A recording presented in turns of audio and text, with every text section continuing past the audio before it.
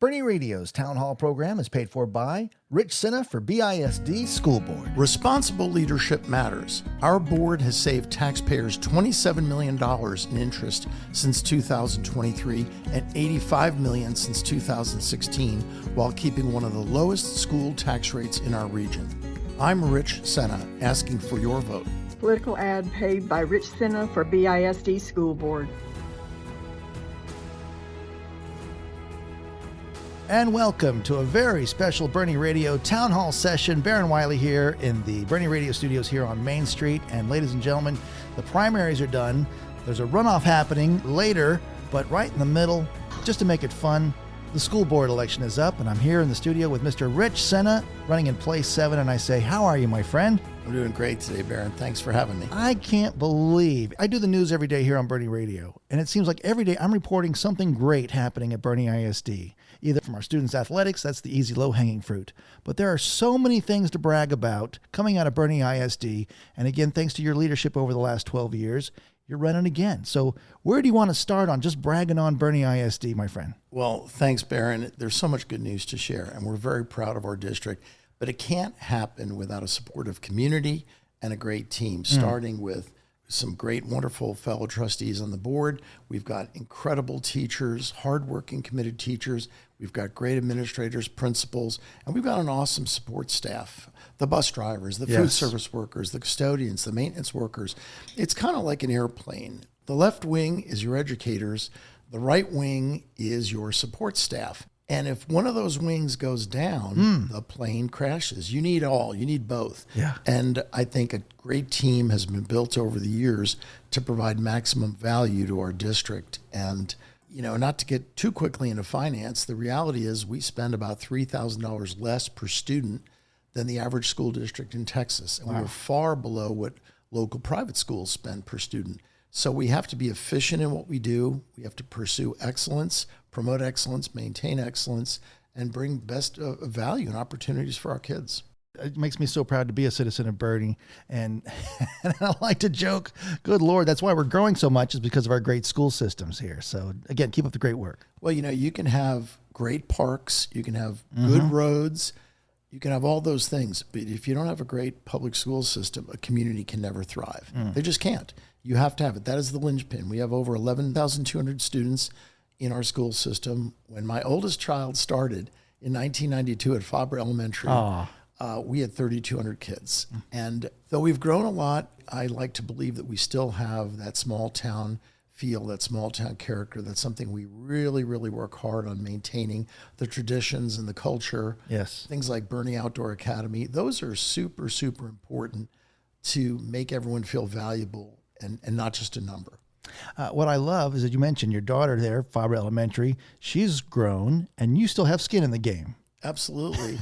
My two kids both went through all 13 years in Boerne ISD, got a great education. And one of the things that really moved me to serve on the school board was I want future generations of kids to have the same great opportunities that my children had when I've got 2 grandchildren. And they live in Boerne. You know, I made sure that my daughter and son-in-law, they wanted to buy a house. I said, you need to move to Boerne.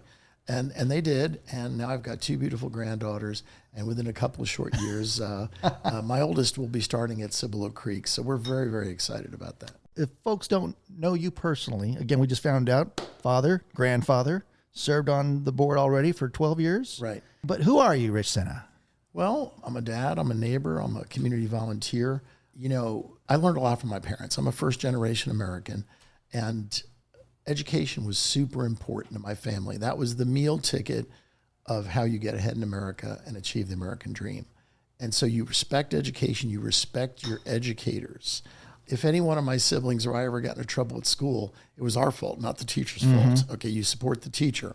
But that is really my primary motivator in serving. So my parents taught me to love our country and be grateful for the opportunities that we've been given here and to give back. So in Boerne, whether it's been board chairman of the Hill Country Pregnancy Care Center, I'm a Sunday school teacher at my church at Curry Creek, president of Boerne Sunrise Rotary several years back. I write a column occasionally for the Boerne Star. Among many other things over the years, I enjoy serving and giving back because it's important that we maintain a strong community. And the community is only as good as its people, and we have wonderful people here in Boerne. Amen, amen. And Fair Oaks Ranch. One thing I am just so impressed with coming out of Boerne ISD is this PTECH program. Just insane that our kids have this great opportunity under your watch. Well, PTECH stands for Pathway and Technologies Early College High School. And in our last bond in 2022, our high schools were at full capacity. And so it was either, oh boy, talk about a third high school, which is very expensive not only to build, but to maintain and operate. And we said, well, we really want to offer more academic options to our kids. So let's build a new wing at both Champion and at Boerne.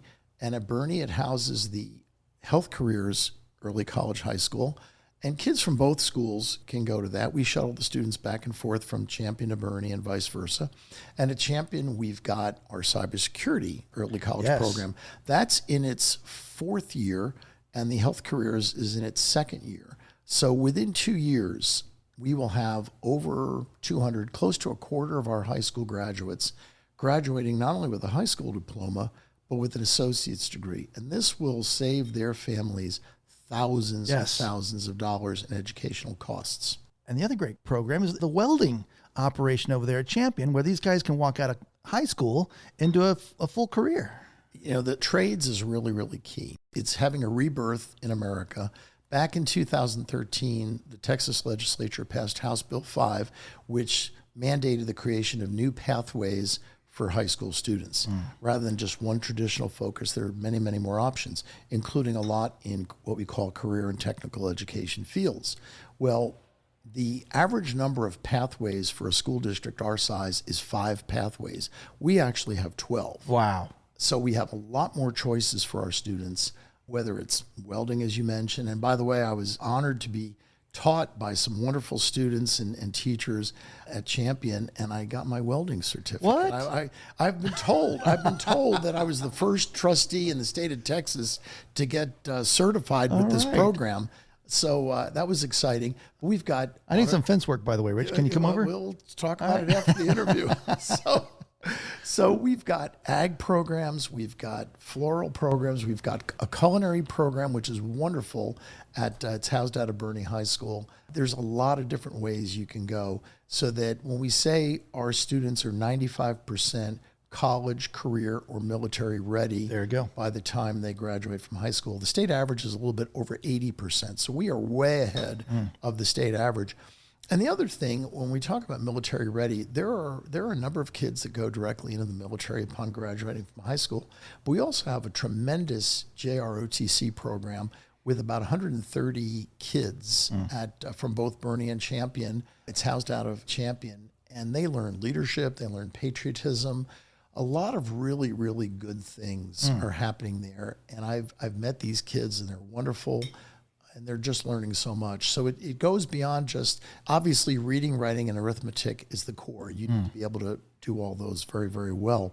But students like additional choices and options. And whether it's sports or whether it's academic options or drama, they've got all those. You mentioned leadership in that as well. Let me just tell you this. Every year before the school year starts, I go down to media day for the football teams, and I record all the football players doing shout-outs to their mom for the football games.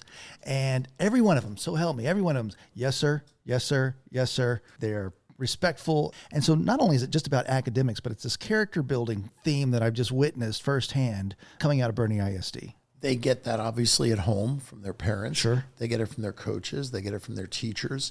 We've got some wonderful, wonderful coaches in our district, great athletic director, and it's just a wholesome environment. The other thing we do is we have some really strong character development programs that have really blossomed over the last 5 to 7 years. There's a regimen, a curriculum, if you will, from elementary to middle school to high school, where a lot of really good character instincts like perseverance, grit, determination, compassion, teamwork, honesty, integrity are reinforced. One of the trainers comes in every Friday for game day for the elementary kids, and it's not just about games, it's about let's learn about character. And these same folks, it's Coach Mackey, Stephen Mackey, who happens to live in Blanco, and he's a Blanco ISD trustee. He does a lot of the training. Our leadership, our athletic and student leadership councils get this training. And, you know, if you're not associated or if you don't have children or grandchildren in the district, you might fear this generation, the kids that I meet are incredible. Like you, they're so respectful and they're really compassionate. And of course there's exceptions, but I'm really impressed with the caliber of our students. Yeah. One other thing I wanted to add. Okay, a friend of mine from Rotary, he's a veteran. He's very active in the local VFW, and every Veterans Day he comes to our schools. And I saw him at Currington Elementary last year, and he was just blown away at all the posters in the hallway thanking the veterans for their service. He was blown away at 650 kids standing up and singing patriotic songs, and they know them all by heart. Okay? This is not New York City or Chicago or San Francisco. This is Boerne, Texas. Right. Okay? And we honor our heritage. We honor our traditions. And I love that the school, Voss, named after a local hero. Absolutely. Absolutely. There was a naming committee, and his name was the top, which was wonderful. And his mother is a retired educator from our district, just a wonderful woman. And again, Viola Elementary, amazing story and legacy. Yeah, we have 13 schools, and that was the first school named after a woman. Yeah. And I made that point when we voted on naming it. I said, 80% of our educators are women, and we've never named a school after a woman. So it's about time, Hey, let's talk about early voting. It's going to start on April 20th. Monday, April 20th, and then the 21st is a holiday. So it starts again on Wednesday, the 22nd through Saturday, I believe it's the 25th, and then again Monday and Tuesday, the 27th, the 28th. Election day is Saturday, May 2nd. The runoff with the primaries, Democrat, Republican, that's not till the end of May. So this is a different election. And again, we're talking with Rich Sena. You are running for school board, not for the first time, but the fourth time? Yeah. Goes by fast, right? Well, it's been fun. And you have to do something in your life. I have a business. And my business it's a good business. I probably spend more time on the school board than I do with my business. Is it a paid position? No, it's volunteer. Yeah, it's volunteer. But, it's a labor of love, and you do it because preparing students for the next generation is just huge. And I also want to stress that we support our educators. I mean, I was honored to testify multiple times in Austin, not only for property tax relief so the state could pick up an additional share of funding K through 12, but also a teacher retention allotment. Yes. And we were one of the few districts, our school board approved priorities for the last legislative session. And one of those was a teacher retention allotment, because you heard a lot of folks in Austin talking about we need to pay teachers more. Well, if you want to pay teachers more, then put together an allotment. And that was not a common goal of a lot of school boards and trustees across the state. It was our goal, our objective, and that's exactly what passed. So we were able to, with the state funding and then with some additional local help, give our educators a well-deserved substantial raise this year. You mentioned it a little bit earlier. I started the conversation talking about that stewardship issue. I mean, you guys have to approve the budget. Right. And over the last 12 years, you've seen a lot more wins for Boerne ISD. Can you kind of focus on a couple? Right. Well, finance has always been an issue. People are familiar with Robinhood. Oh, yeah. And basically... I'm sorry, for people that aren't familiar with Robinhood, what does that mean? Well, basically, schools are funded on state funding formulas. And the state funding formulas then dictate what you're allowed to have in your budget. And that is why our district has $3,000 less than the average district statewide, because of the funding formulas. We have lower rates of poverty, which generally adds a lot of revenue to schools. If the local tax rate exceeds the amount of money you've earned, that money would simply go to the state in the form of what they call Recapture or Robinhood. And it wouldn't even necessarily go to education. It went into the state general fund. So what had been happening since 2005 to 2022 was $120 million of local taxpayer money that people paid in property taxes to BISD was taken away from us and put in the state general fund. So appraisals go up, people pay more in school taxes, the state swoops in and grabs the money, and then we get the blame. So it was kind of a racket. Right. Well, state leadership understood that was a problem. We have been fighting. I personally fought that system for a good 7-8 years, and we finally won, where the state said, okay, we're going to put in a greater share of the cost of public ed. It had traditionally been 50-50, 50 local, 50 state. It had fallen to 40 state, 60 local, hence the money from Robinhood. Well, it's getting back to 50 again. And that has reduced the amount of money that we're required to have from property taxes, which in turn has allowed us to reduce our maintenance operation tax rate by 33% since 2019. So the state was the driver, but our last three legislative priorities in 21, 23, and 25 all focused on property tax relief because we hear it from our constituents. It's the largest tax people pay. And if they don't have kids in the schools, they're like, hey, I'm paying a lot. I pay a lot of money. And while I don't have kids in the schools, I'll have grandchildren. Right. I understand the value of a good system. But let's see if we can't relieve the tax burden on people. And we've been successful in doing that. In fact, the leading proponent for property tax relief in the state, Senator Paul Bettencourt, who sponsors a lot of the bills that have become law, has endorsed me in the campaign because he realizes that I've been very active in Austin promoting property tax relief.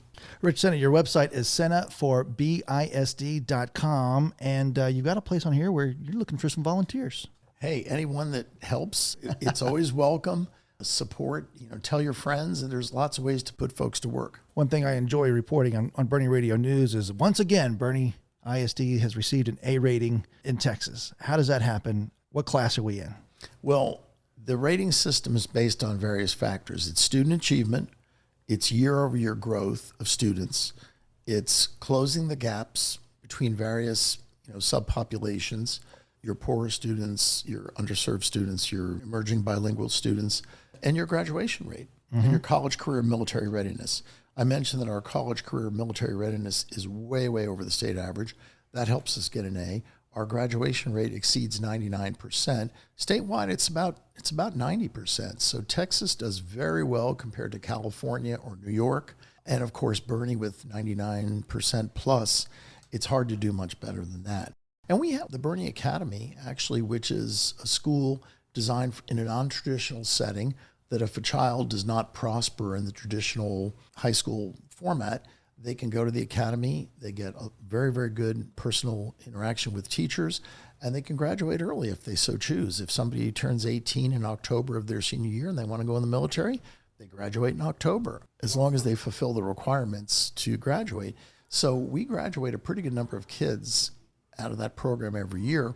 So it's just another option available for our students.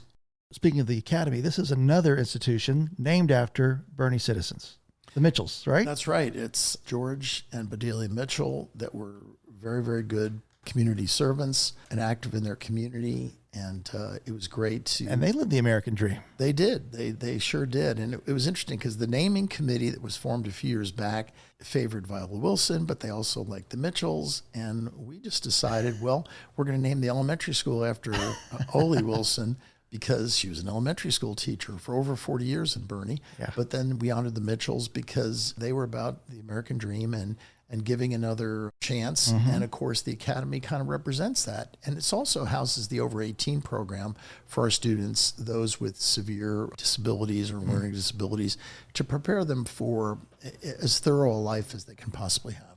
All right, so now, looking forward, it's easy to look back and look at all this great stuff, but there's still some challenges on the horizon. What would you say is the top priorities for the next semesters, if you will? Sure. Well, finance is always an issue because the state has its rules and we have to live within a budget. And I think we're used to doing more with less, and we're very efficient. In the last year alone, we challenged the administration to look for economies and efficiencies, and they identified $1.5 million in savings from administrative overhead. That's money that can go directly to the classroom. This is really, really important because that's where the rubber meets the road and that's where education happens. So we have to be lean and mean, and we do that. And I think we do more with less, and I think we do it well. So finance is always an issue based on state funding formulas and what they're going to have. We have to prepare for growth. Now our growth has slowed down a little bit, which is really, really good actually, because it allows us to take a breath. We don't have to be building any new schools anytime soon. We're in good shape with that, pay off some of our debt, but we still have to manage and plan for growth.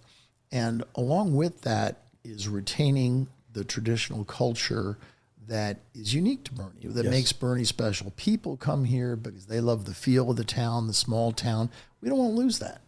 An example is about 7, 8 years ago, there was an interim police chief who, rumor had it, didn't want to approve the homecoming parade. And I was told this by some parents, so I called the mayor up and the council people, And I said, there are going to be some unhappy people if we don't have this homecoming parade. Well, he dealt with the city manager, and of course the problem got solved immediately. And that may not seem like a big deal, but it is a big deal. It is. Because it's a tradition. Yeah. And people look forward to it. And you go on this parade route and you see these little kids all excited to see their high school heroes, the athletes, the cheerleaders.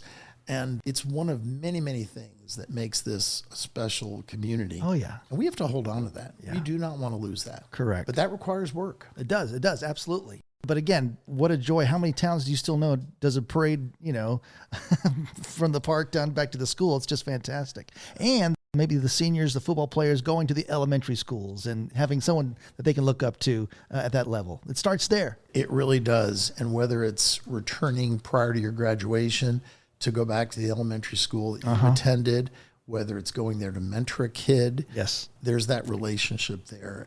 And it's what our superintendent, Dr. Kraft, refers to as the Boerne advantage. We have a lot of those. And once again, it requires a lot of work, but it's important. And someday we'll obviously have more than 11,200 students, and we don't want to lose those feelings. One more projection there, the next school to be built. Did I understand there's going to be one near Cordillera?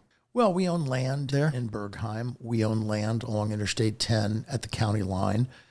We are actually creating a land bank that we've never really had a significant land bank before, but invariably we have to work with other governmental entities because wherever you put a school down the road, it'll create traffic. So hopefully we can be part of the solution to relieving traffic, because until 2016, 8 of our 9 schools were within the city limits of Boerne. Boerne's 12 square miles. The district is 360. Correct. So you have all these cars coming in. Well, now the last 4 schools that have been built are all outside the city limits. And I think you'll see as the next 10, 20 years goes, that'll continue with emerging population centers. And hopefully we can be part of the solution as opposed to the converse. Well, again, that comes from your experience and your vision and your heart to continue to serve with the Boerne ISD in Place 7. Rich, would you take a second and ask our listeners to pick your name?